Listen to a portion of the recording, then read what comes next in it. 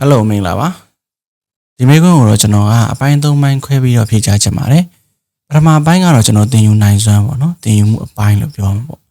သင်ယူမှုအပိုင်းမှာဆိုလို့ရှိရင်ကျွန်တော်တို့ကသင်တန်းတက်တာရှိမယ်ကိုယ်တိုင် set study လုပ်တာရှိမယ်ပြီးတော့ practice လုပ်တာရှိမယ်ပေါ့နော်အဲ့၃ခုပေါင်းဆက်ပြီးတော့ကိုကဘယ်လောက်ထိအချိန်ပေးတယ်လဲပေါ့တရားမကိုတရက်ကို2နာရီပေးခဲ့တာလားကိုကတရက်ကိုဘာမှမပေးဘူးလားကိုစိတ်ပါမှာပဲလုပ်တာလားပေါ့နော်ဒီပုံမှာမူတည်ပြီးတော့ကျွန်တော်တို့က6လအနည်းဆုံး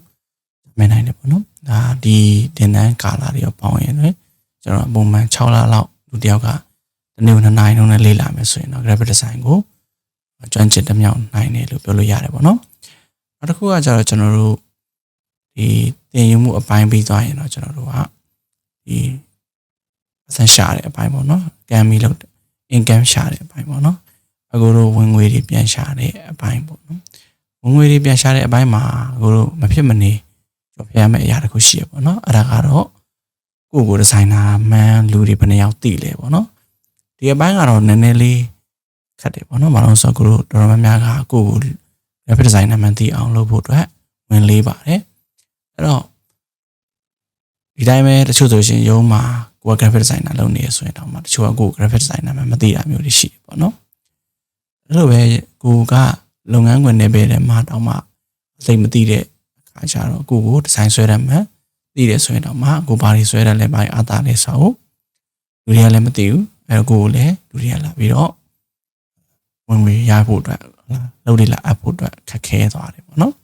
အဲ့တော့ဒီဘလောက်ဝင်နိုင်တယ်လဲဆိုတာကြတော့ကိုလူတွေဘလောက်သိလဲနဲ့အများကြီးဆိုင်တာဖြစ်တဲ့အတွက်ကိုတို့ကဒုတိယ step မှာတော့ကိုတို့ကဘလောက်ဝင်ချင်လဲဘလောက်လုပ်ချင်လဲဆိုတဲ့ပုံမှာမူတည်ပြီးတော့ကိုကဘလောက်လုပ်နိုင်ဆိုတာရှိလဲပုံမှာမူတည်ပြီးတော့ income ကအမျိုးမျိုးရှိနိုင်တယ်ပေါ့နော် every အရာပြောမယ်ဆိုရင်တော့ရုံးဝန်ထမ်းတွေကတော့ကိုတို့အမြင့်ဆုံးလစာ30 သိန်းပေါ့နော်ရှားတဲ့လူတွေရှိတယ်4သိန်းကနေပြီးတော့6သိန်းရတဲ့လူတွေလည်းရှိတယ်အမျိုးမျိုးပေါ့နော်တချို့ကျ2သိန်း3သိန်းပေါ့နော်အဲ့လိုမျိုးရတဲ့လူတွေလည်းရှိတယ်ပေါ့နော်ဒါကတော့ကိုယ့်ရဲ့လုပ်ငန်းခွင်တွေပဲမှာကိုတာဝန်ယူထားတဲ့အပိုင်းတွေအများကြီးတက်ဆိုင်ပါတယ်နော်ဒါတော့ဘယ်သူကတော့ဘယ်လောက်ဝင်နေဆိုတာမျိုးတတ်မှတ်မှမရှိပါဘူးเนาะနောက်တစ်ခုကတော့ကိုတို့ကဒီအောင်မြင်မှုအပိုင်းပေါ့နော်အောင်မြင်မှုအပိုင်းဆိုတော့ကိုကဒီဝင်ငွေတစ်ခုရလာပြီဆိုရှင်အဲ့ဝင်ငွေကိုလိုပေါအောင်လုပ်နိုင်တဲ့အစွမ်းရှိရမယ်ဒီကိုရဲ့graphic designer ဆိုတဲ့ lifestyle ပေါ့နော်ဒီ lifestyle အတွင်းမှာပဲလုံမှာလားတခြားတော့နေပဲနဲ့ဝက်ချဲထွင်ပြီးတော့မှသွားမှာလားပေါ့နော်အဲ့ဒီပုံမှာမူတည်ပြီးတော့ကိုယ့်ရဲ့လမ်းကြောင်းနဲ့ကိုယ့်ရဲ့ဝါသနာနဲ့ပေါ့နော်ကိုလေ့လာထားတဲ့အရာတွေနဲ့ကိုဖြတ်တန်းခဲ့တဲ့အတွေ့အကြုံတွေနဲ့ပေါင်းဆက်ပြီးတော့မှကိုကအောင်မြင်လုပ်ငန်းတစ်ခုအောင်မြင်အောင်လုပ်ချင်တာလားအမွေဘာလုပ်ချင်တာလဲပေါ့နော်တကူပေါ့နော်ကိုကအောင်မြင်တဲ့အခါမှာဘယ်နည်းနဲ့အောင်မြင်ချင်တာလဲဆိုတဲ့ပုံမှာမူတည်ပါတယ်ပေါ့နော်အဲ့တော့အောင်မြင်မှုရနိုင်ဖို့အောင်မြင်ဖို့ဆိုတဲ့အပိုင်းကတော့ကိုတို့ကဒီကိုရဲ့ဖြတ်တန်းခဲ့တဲ့ lifestyle နဲ့အများကြီးသက်ဆိုင်တာဖြစ်တဲ့အတွက်ကိုကဥဆောင်နိုင်တဲ့နေရာတွေဖြတ်တန်းလာခဲ့တယ်ဆိုရင်ကိုကလုပ်ငန်းခွင်မှာဥဆောင်ပြီးတော့မှဝန်ထမ်းတွေခန့်ပြီးတော့မှလုပ်ရတဲ့လုပ်ငန်းတွေမှာအဆင်ပြေနိုင်တယ်ကိုကအဲ့လိုမျိုးဥဆောင်ရတာမျိုးသိဝါဒမပါဘူးဆိုရင်တော့ဥဆောင်ပြီးလုပ်တဲ့လူတွေနဲ့ collab လုပ်ပြီးလုပ်တာမျိုးတွေလည်းအောင်မြင်နိုင်တယ်ပေါ့နော်ကိုကအောင်မြင်နိုင်တယ်မအောင်မြင်နိုင်ဘူးဆိုတာကကြတော့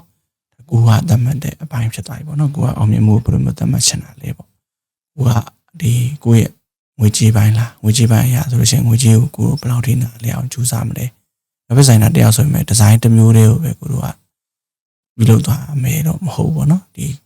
ခြားငွေကြေးပိုင်းစီးရင်ပိုင်းအဲ့တော့ကိုဝါနာပါတဲ့လုပ်ငန်းအတွေ့အကြုံ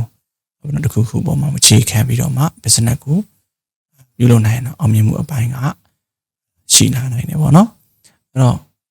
့ဒီမေးခွန်းအတွက်ပေါ့နော်ကျွန်တော်တို့အနေနဲ့ဘိုင်းသုံးပိုင်းကိုနားလဲလို့ယူဆပါတယ်ဘယ်လောက်လေးလာနိုင်စွမ်းရှိတဲ့ပုံမှာမူတည်တယ်အနည်းဆုံးတော့ကိုတို့က6လဝင်ရှင်တော့လေးလာနိုင်တယ်ကျွန်တော်တို့ငွေရှာပြီးတော့မှ